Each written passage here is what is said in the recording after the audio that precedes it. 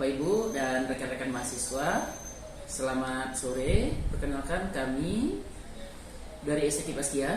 Saya Jendriadi, kemudian Lisa Yumiarti, lalu ada Ibu Dina Fitria Handayani dan Ibu Evi Desmariani. Nah, kami berempat akan mempresentasikan artikel kami yang berkaitan dengan keterampilan menulis esai mahasiswa. Nah, adapun yang menjadi latar belakang masalah dari kegiatan penelitian ini, sebenarnya kita semua sama-sama tahu bahwa saat ini kita berada di kondisi pandemi. Nah, di kondisi pandemi ini tentu membuat orang memutar otak untuk berpikir bagaimana proses pembelajaran tetap berjalan gitu. Nah, syukurnya adanya teknologi informasi membuat orang tetap bisa melakukan aktivitas proses belajar mengajar, termasuk kegiatan pembelajaran di perguruan tinggi dengan menggunakan proses pembelajaran daring. Mayoritas kegiatan pembelajaran daring yang digunakan adalah menggunakan Zoom meeting atau juga ada dengan Google Meet, yang semuanya itu adalah membantu untuk bisa tetap bertatap muka meski di tempat masing-masing. Nah, dari hasil temuan atau sebelum kami melakukan kegiatan penelitian ini, sebenarnya ini juga adalah bagian dari mata kuliah begitu.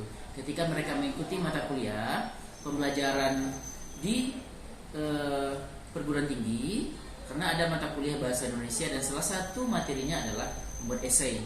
Nah, sebelum mereka diminta untuk membuat esai, di awalnya mereka memang sudah diminta juga untuk menulis. Nah, ketika mereka menulis, masalah yang kami temui adalah yang pertama memang rendahnya ya keterampilan mahasiswa dalam menulis, terkhusus esai juga ketika mengungkapkan ide-ide itu rasanya seperti sulit sekali begitu. Kemudian esai atau juga mungkin menulis lain itu dianggap menjadi sesuatu yang sulit, dan bahkan ketika mereka menulis itu tidak jarang kami menemui ada juga mahasiswa yang melakukan aktivitas copy paste dari internet. Dan tentu itu sebenarnya menjadi kendala besar bagi kita, bagaimana sebenarnya mereka kita yakinkan betul mereka bisa untuk menulis begitu. Nah, oleh sebab itu kami mengangkatkan judul tentang keterampilan menulis esai mahasiswa Universitas Islam Negeri Imam Bonjol Padang pada program studi Tadris IPS UIN Imam Bonjol Padang. Nah, adapun metode penelitian yang akan kami gunakan adalah yang pertama, metode ini adalah metode kualitatif deskriptif. Artinya, pada penelitian ini kami menggunakan instrumen kunci berupa teknik pengumpulan data yang dilakukan dengan penggabungan dan analisis data yang bersifat induktif. Jadi, dalam penyampaian laporan hasil penelitian, tentunya kami menggunakan beberapa instrumen dan data yang kami kumpulkan itu berupa kegiatan unjuk kerja dari aktivitas menulis mahasiswa yang kami pantau melalui beberapa perangkat pembelajaran daring seperti Zoom dan juga menggunakan WhatsApp group yang mungkin sudah terbiasa digunakan. Lalu hasil penelitian dari kegiatan yang kami lakukan, yang pertama berkaitan dengan struktur esai. Nah, untuk struktur esai ini sebenarnya kan dia harus mencakup 3 paragraf utama. Ada paragraf pembuka, ada isi, dan paragraf penutup. Dari hasil temuan kami memang terdapat beberapa kesalahan esai ya yang ditulis oleh mahasiswa, yaitu ada yang tidak terdapat paragraf pembuka, kemudian terdapat satu esai yang malah tidak menggunakan paragraf sama sekali begitu ya, paragraf pembuka sama sekali maksud saya.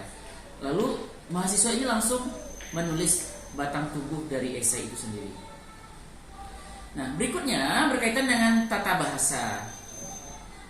Nah, hasil penelitian yang sudah kami lakukan menunjukkan bahwa banyak kesalahan yang dilakukan oleh mahasiswa dalam penulisan tata bahasa. Nah, ini membuktikan bahwa tentu perlu lebih banyak lagi sebenarnya begitu ya latihan dalam menulis. Karena pepatah mengatakan bisa itu karena memang terbiasa begitu.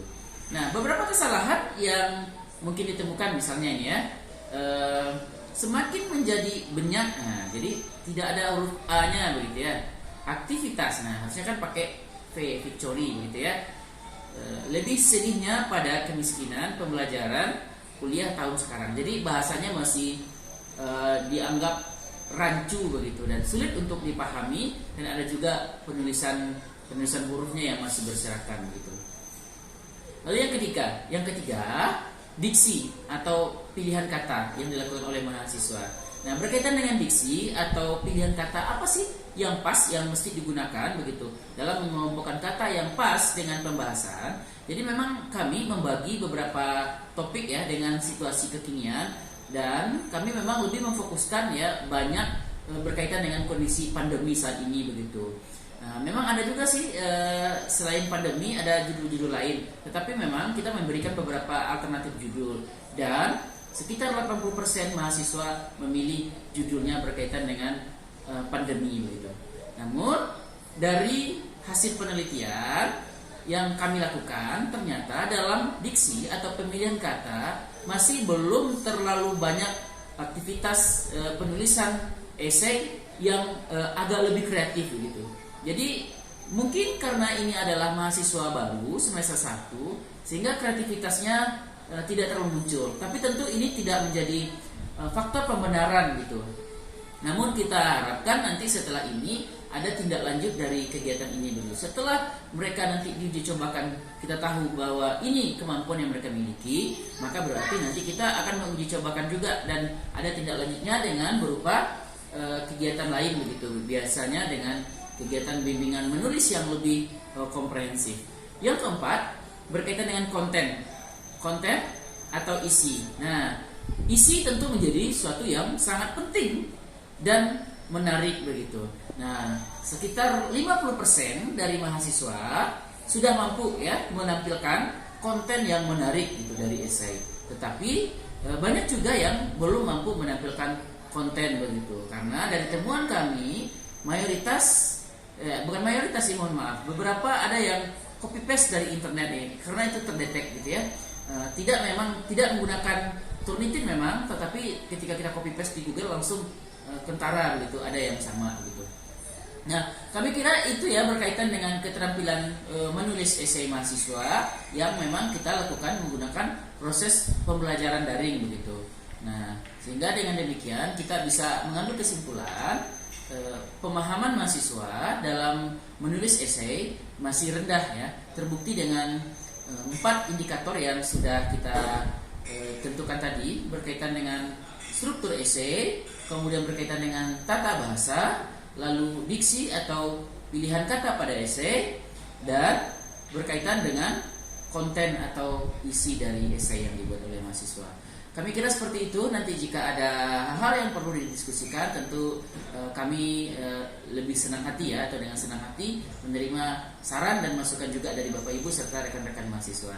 Terima kasih. Semoga kita semua tetap sehat dan selamat ya. Assalamualaikum warahmatullahi wabarakatuh.